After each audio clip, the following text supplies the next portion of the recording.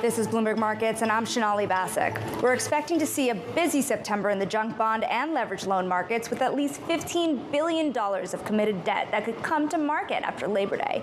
TKO Capital co-founder Mathieu Chabran joins me now. His colleague recently told Bloomberg he expects more bankruptcies and defaults ahead. Mathieu, with that backdrop here, this idea that some things can get worse, realistically, how much optimism can investors meet these junk deals with?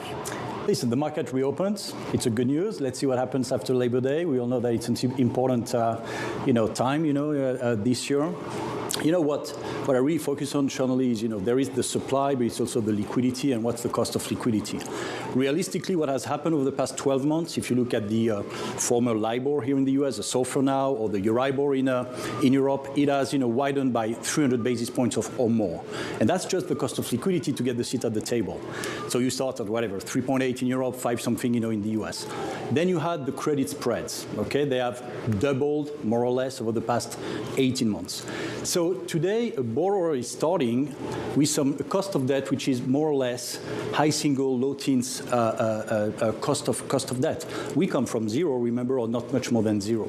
So I think what we should all be focusing on is, the supply. There is a cost of debt, the cost of liquidity, but also how much supply can be absorbed by this market. But more importantly, what do borrowers do with that?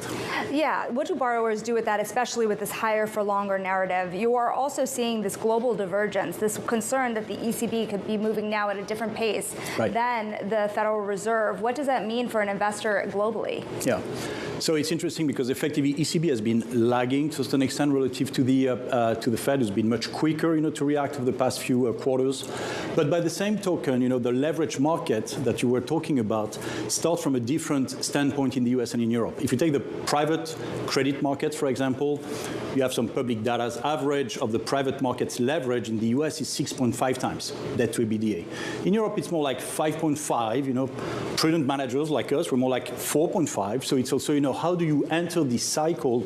How do you enter this cycle in terms of liability, in terms of debt? And so today, when the ECB is catching up, and they have to, look at what the most recent data that came from Germany, on production, on salaries, they have to catch up, somehow. So there's certainly operating in isolation today, but from an investment standpoint, it's a great market to be in to be able to navigate both sides of the pond. Because as the leveraged finance market reopens and that you have this massive bid from investors to compound, now when you can effectively lend and originate at 10%, that's what people want. Give me 10% for the next 10 years. So it's a great, people have been talking about the golden age of the credit market, the private market. It'll be a very interesting time to get in. Let's talk about that golden age, because if you were a liquid investor, a liquid market investor, you look at the private markets, and let's use what Cliff Asness calls it, volatility laundering, this frustration that you're maybe not seeing some of the pain under the surface. You are actually seeing some pain under the surface. You're seeing private equity bankruptcies at a 13-year high. You are seeing defaults in some private credit deals as well. How much pain do you expect in a market that is just clamoring for fresh money? If I want to answer simply your question, I would say only more. I think that's what is ahead of us.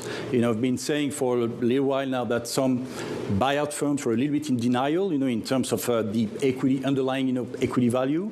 Today, you've got some highly levered assets that have to refinance one way or another. As we just said, the cost of debt is probably twice, if not more, what it used to be, to the extent that you can raise, this debt capacity.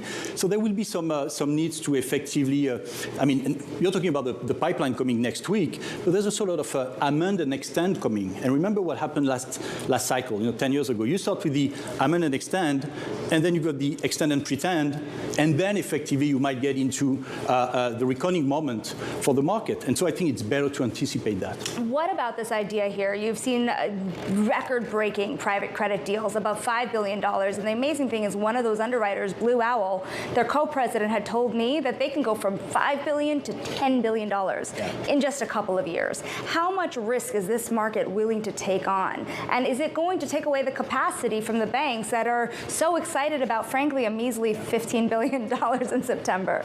Well, I think it's a great news because this market is now getting very institutionalized. And all these asset managers, that can effectively step forward when the banks or the public market are not open is a great news for, the capital market functioning, correctly. Now, on this very large transaction, and we are at TKO, involved in some direct lending, we focus on the mid-market because I've always questioned where do you have to compromise as a manager to be more competitive than the public market when they are open, right?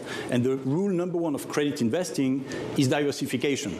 So if you want, 5% of your fund in any single credit, it means that if you are underwriting 10 billion, you need a 200 billion fund. And I know that, with all the success to these competitors, nonetheless, friend of ours that you are talking about, we're not there yet, right? So I don't think that big is better. Mathieu Chabran, we thank you so much for your time and your realism ahead of a very busy season ahead. That is the TKO Capital co-founder.